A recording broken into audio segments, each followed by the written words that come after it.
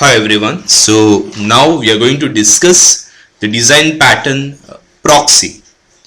Now proxy is a design pattern which belongs to the structural category of the design patterns. So which we normally use when we create complex structures using small objects by connecting them to each other. So proxy by definition means we are providing a surrogate or a placeholder for another object to control access to it.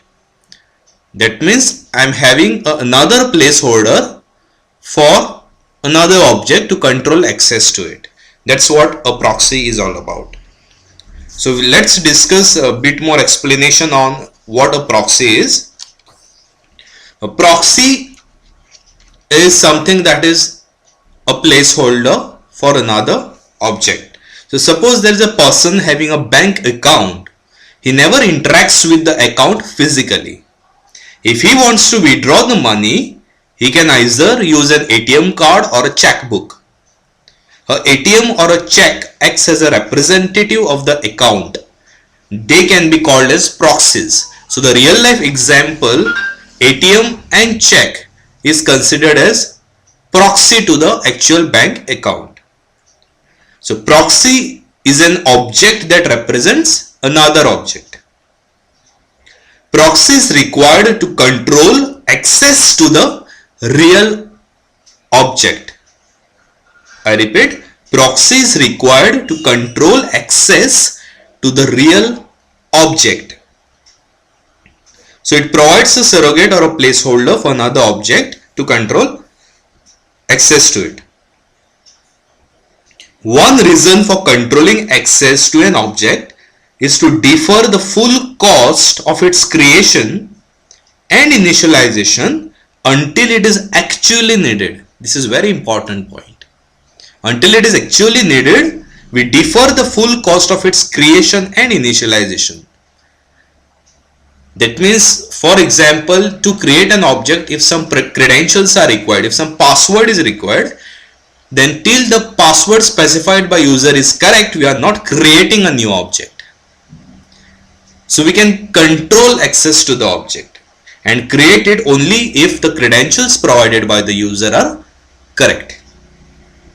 For example, if you want to load a Word document which has lots of embedded images in it, the images are not loaded until their position in the document becomes visible.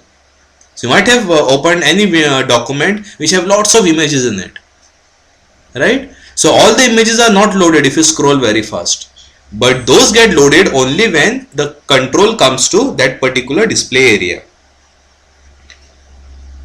So instead of displaying all the images at once, those are instead represented by a rectangle. So now rectangle is a proxy to the actual image in the Windows document. So that rectangle is a proxy and it will be loaded with actual image only when that becomes visible or it comes under visible area. Okay. So there are different types of proxy. There are four types of proxies available in the market. The first is virtual proxy. A virtual proxy is a placeholder for expensive to create objects. I repeat, a virtual proxy is a placeholder for expensive to create objects. The real object is only created when a client first requests the object. Only when the client first requests the object, the real object is created. The second is a remote proxy. Remote proxy provides a local representative for an object that resides in totally different address space. I repeat, a remote proxy provides a local representative for an object that actually resides in a different address space. This is what the stub code is in RPC and Corba. The third type of proxy is a protective proxy. A protective proxy controls access to a sensitive master object. I repeat, a protective proxy controls access to a sensitive master object. So the surrogate object checks that the caller has the access permission required prior to forwarding the request. So it's like a protecting, right? Protective proxy is like a protecting guy. So it checks whether the caller has the required access permission before the request is forwarded to the destination guy.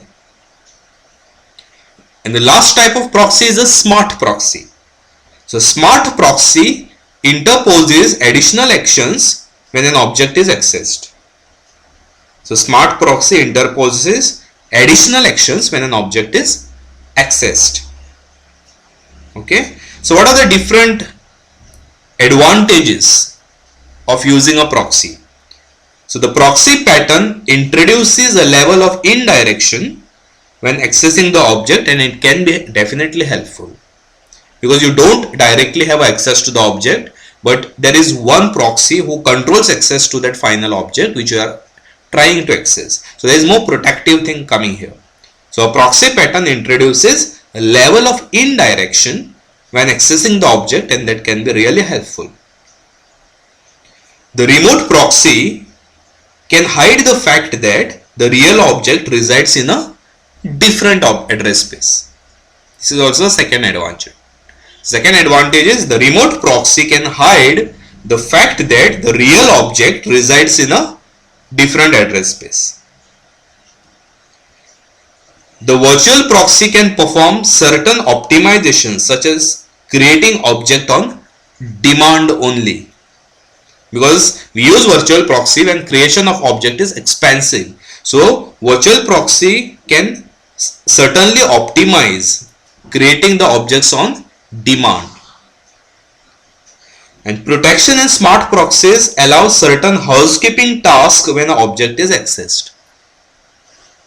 Okay, protection and smart proxies allow certain housekeeping tasks when an object is accessed.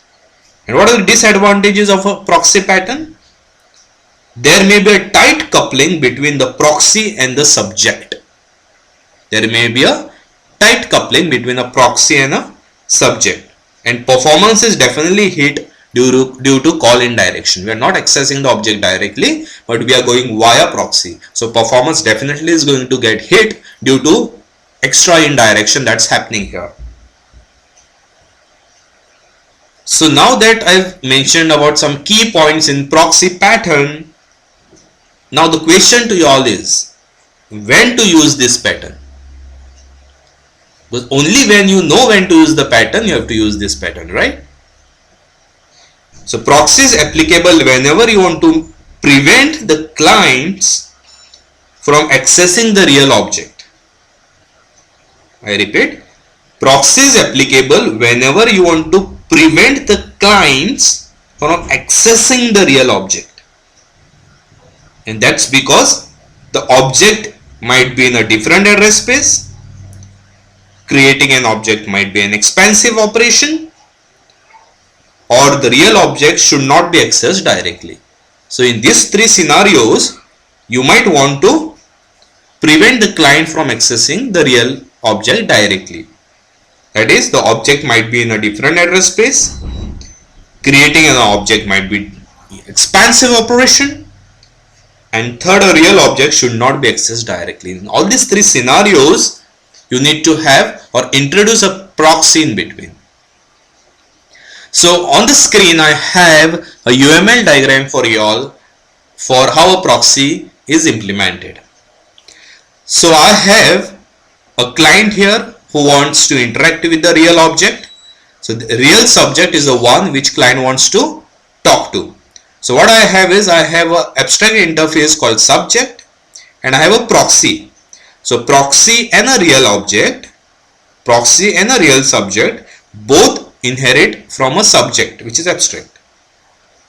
And the request method in proxy is invoking the request method of the real subject. I repeat, request method in proxy is invoking request method of the real subject. So client will talk to proxy, and proxy in turn will create or invoke the real life object APIs. Clear? So this is a live example for you all, the code example for implementing a proxy. I have taken a very simple example of an account, a bank account. Okay, now let's discuss this example. I have an accounts interface. This is an abstract interface which has a function called get balance. Okay, and there is a actual class. This is a real subject. This is a real object. So let's see what this class does. It's a class called huge list of accounts. It inherits from the accounts interface. Okay, so this huge list of accounts class have a constructor which in turn invokes a function called update balances. So update balances is a function that I have defined here which reads the balances of different accounts from the different text files which are there on the file system, and it loads them into an array. Okay, so it keeps on iterating through all the accounts which I have in my bank. It reads the file, it reads the content of the file and loads it into this array. So suppose I have a 10 different text files for 10 different accounts. Each file will have the account balance for each of the users. So it will load this array with 10 elements. So update balance in short is just reading 10 files to read their respective account balances and loading the array with 10 different account balances. Simple. And the get balance is going to return the account balance of the respective user. So suppose I pass I is equal to 2, I am going to get the account balance of user 2. Suppose I pass 3, I am going to get the account balance of user 3, and so on. Now I have accounts proxy. The reason I have accounts proxy because I don't want the clients to access the accounts directly.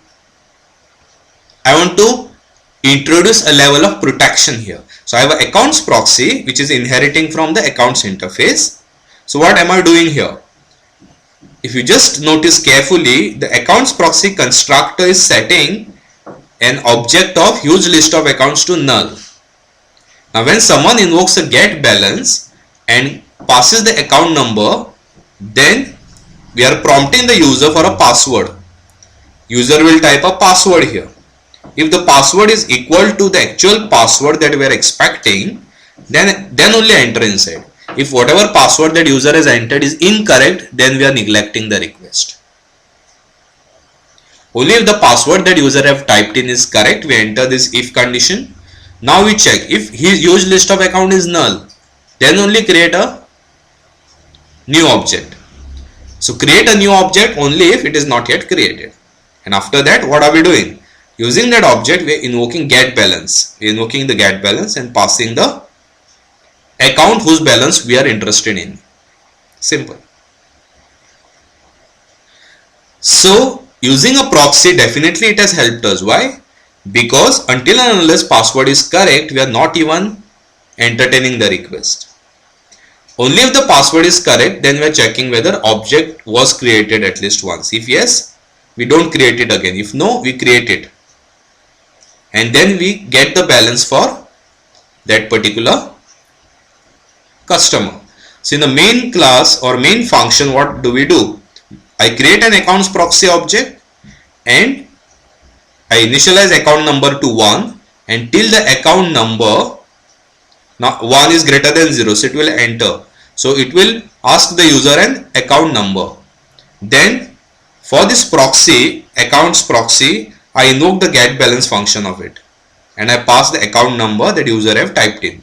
So if I type 2, meaning I want the balance of account number 2. If I type 3, I want the balance of account number 3. If I pass 5, I need a get balance of account number 5. If I type 10, I need get balance of account number 10, and so on. Okay, so this was a wonderful simple example of a proxy design pattern. So I'll explain to you all again. So in the proxy design pattern, I have a placeholder before accessing a real object. So in this example, I have an accounts interface which have a function called getBalance, and it's a pure virtual. Then I have use list of accounts. This is an actual class. This is a real subject. So in the constructor, I invoke update balances. Update balances will go through each of the text files for each of the accounts. So in this example, there is one text file for one account. Suppose I have 100 accounts, I have 100 text files. Each of the text file is going to have the account balances of each of the users. So suppose I have 100 user accounts, I am going to have 100 text files, and 100 text files is going to have account balances of respective customers. So 100 customers, 100 text files. Each text file is having the account balance of the respective user. So update balances is nothing rocket science. It will just read the text files and load the balances of each of the account holders into an array. So suppose I have 100 accounts, the array is going to be created with 100 size, with each element of an array equal to the account balance of the respective user. Okay. Then I have an accounts proxy. Now this is a placeholder. It's a protective proxy, because I am not allowing user to directly access the account. So what am I doing here? In getBalance API, I am accepting a password from the user. If the password is incorrect, I am neglecting the request. I am not processing it at all. Only if the password is correct, I am checking whether the use list instance object is actually created. If it is not created, I create one. If it is already created, then use the existing one and invoke its getBalance, meaning for whichever account number that I am getting from the outside, I am getting the balance for that. Simple. And in the main function, I create a proxy object and I am accepting an account number, and after I get an account number, I invoke the getBalance API and I pass the account number. So if user says I want to get balance for account number 5, I am passing that 5 here and I am getting the balance for account number 5. If user passes 10, it says I want to get balance of account number 10. So I am passing that 10 here, which is an account number, and getting the balance for account number 10. Simple. Okay. So that's all I had on a proxy design pattern. Thank you.